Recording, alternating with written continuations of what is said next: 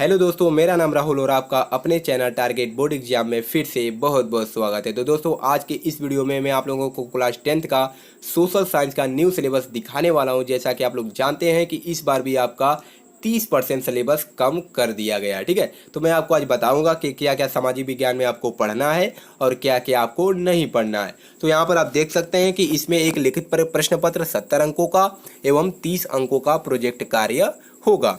और यहाँ से भारत और समकालीन विश्व 2 यानी इतिहास से 20 नंबर के क्वेश्चन पूछे जाएंगे, भूगोल से भी 20 नंबर के क्वेश्चन पूछे जाएंगे, नागरिक शास्त्र से 15 नंबर के क्वेश्चन और अर्थशास्त्र से 15 नंबर के क्वेश्चन पूछे जाएंगे। तो इनको मिलाकर होता है 70 नंबर के, और 30 नंबर जो होता है आपको स्कूल की तरफ से दिया जाता है। यहाँ पर देख सकते हैं, सबसे पहले चलिए देख लेते हैं क्या क्या आपको नहीं पढ़ना है। तो यहाँ पर आप नीचे स्क्रॉल करते हुए आएंगे तो यहाँ पर आप देख सकते हैं, यहाँ पर लिखा गया है कि 30% कम किया गया पाठ्यक्रम। ठीक है, नीचे आएंगे, सबसे पहले इतिहास में आपको क्या क्या नहीं पढ़ना है। तो इतिहास में चौथा चैप्टर है औद्योगिकरण का युग। इसमें से आपको 5 टॉपिक्स नहीं पढ़ने हैं। पहला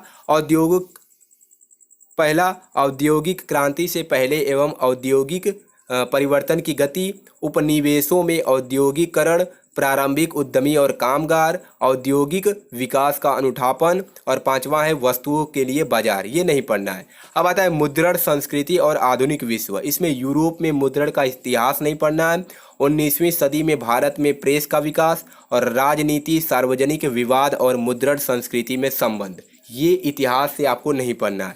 अब भूगोल में क्या क्या नहीं पढ़ना है। भूगोल में विनिर्माण उद्योग, इसमें प्रकार, अवस्थितिक, वितरण, केवल मानचित्र पर। ठीक है, राष्ट्रीय अर्थव्यवस्था में उद्योगों का योगदान, औद्योगिक प्रदूषण तथा पर्यावरण निम्नीकरण, ये नहीं पढ़ना है।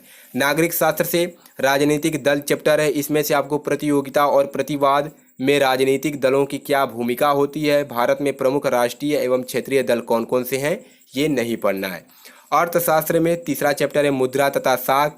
इसमें अर्थव्यवस्था में मुद्रा की भूमिका, बचत तथा साख के लिए औपचारिक एवं अनौपचारिक वित्तीय संस्थाएं, सामान्य परिचय, किसी एक औपचारिक संस्थान जैसे कोई राष्ट्रीयकृत वाणिज्यिक बैंक तथा कुछ अनौपचारिक वित्तीय संस्थानों का चयन किया जाए, स्थानीय साहूकार, जमींदार, चिट फंड तथा निजी वित्तीय कंपनियां, ये सब आपको नहीं पढ़ना है। ठीक है, तो इतने सारे टॉपिक्स आपको इस बार नहीं पढ़ने हैं। सामाजिक विज्ञान से क्या क्या आपको पढ़ना है तो आप यहाँ पर देख सकते हैं, यहाँ पर साफ साफ दिखाई दे रहा है। यहाँ पर देख सकते हैं, इतिहास से आपको घटनाएं और प्रक्रियाएं। पहला चैप्टर है यूरोप में राष्ट्रवाद का उदय, इसमें से इन टॉपिक्स को पढ़ना है। फिर आता है भारत में राष्ट्रवाद, इन टॉपिक्स को पढ़ने हैं। फिर खंड 2 आता है जीविका, अर्थव्यवस्था एवं समाज। तीसरा आता है भूमंडलीकृत विश्व का बनना, इनमें से इन टॉपिक्स को पढ़ने हैं। फिर 5 नंबर का मानचित्र कार्य होता है। ठीक है, अब नीचे देख सकते हैं यहाँ पर कि इन्हीं के बारे में आपको मानचित्र में पूछा जाएगा। फिर आता है भूगोल। भूगोल में क्या क्या पढ़ना है, संसाधन एवं विकास से इन सारे टॉपिक्स को पढ़ने हैं। वन्य एवं वन्य जीव संसाधन से इन टॉपिक्स को पढ़ने हैं, और जल संसाधन से इन टॉपिक्स को पढ़ने हैं। और यहाँ पर निर्देश में देख सकते हैं कि अध्याय वन्य एवं जीव संसाधन एवं जल संसाधन से बोर्ड परीक्षा में प्रश्न नहीं आएंगे, परंतु मानचित्र संबंधी प्रश्न एवं प्रोजेक्ट कार्य से संबंधित कार्य कराए जाएंगे। तो यहाँ पर बहुत ही ध्यान देने वाली बात है कि जो दूसरा चैप्टर वन एवं वन्य जीव संसाधन है और तीसरा जो चैप्टर है जल संसाधन, इनसे बोर्ड परीक्षा में क्वेश्चन नहीं पूछा जाएगा, लेकिन इनसे जो भी जीके वाला सवाल हो सकता है, जो भी मानचित्र में पूछा जाने वाला सवाल हो सकता है, वो आपके मानचित्र में पूछा जा सकता है। इसलिए इसका अध्ययन कर लीजिएगा, देख लीजिएगा कि इसमें ऐसी कौन सी जो सामान्य ज्ञान से रिलेटेड क्वेश्चन है जो कि हमारे मानचित्र में पूछा जा सकता है, तो उसका आप लोग अध्ययन कर लीजिएगा। ठीक है, नहीं तो मानचित्र में नंबर आपके कम पड़ जाएंगे। अब आता है चौथा कृषि से इन सारे टॉपिक्स को पढ़ने हैं। 5वां खनिज तथा ऊर्जा संसाधन, देख सकते हैं आप यहाँ पर राष्ट्रीय अर्थव्यवस्था की जीवन रेखाएं, इन सभी टॉपिक्स को पढ़ना है। और यहाँ भी भूगोल से भी आपको मानचित्र संबंधी क्वेश्चन 5 नंबर के पूछे जाते हैं। यहाँ पर देख सकते हैं क्या क्या पूछा जा सकता है, तो यही सब टॉपिक्स हैं। फिर नागरिक शास्त्र से ये सब पढ़ना है, आप देख लीजिए अच्छे से।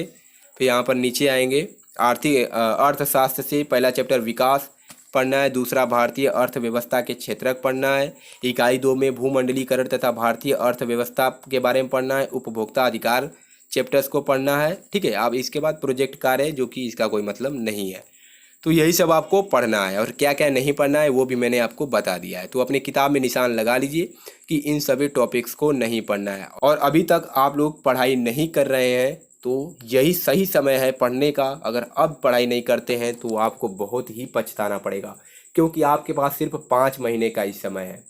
5 महीने में आप लोग खून पसीना एक कर दीजिए, जी जान लगा दीजिए, क्योंकि आप लोगों को इस बार टॉप करना है। ठीक है, और मैं भी आपकी तैयारी बहुत ही ज़ोरों ज़ोरों से करा रहा हूँ और आप लोग भी बहुत ही मेहनत से अपनी तैयारी कीजिए। ठीक है, चलिए मिलते हैं नेक्स्ट वीडियो में। और अभी तक आपने सामाजिक विज्ञान के अलावा दूसरे सब्जेक्ट्स का न्यू सिलेबस नहीं देखा है तो उसका लिंक इस वीडियो के डिस्क्रिप्शन में जाइए और सारे सब्जेक्ट्स का आप लोग न्यू सिलेबस देख लीजिए। चलिए मिलते हैं नेक्स्ट वीडियो में। Thanks for watching this video. जय हिंद, जय भारत।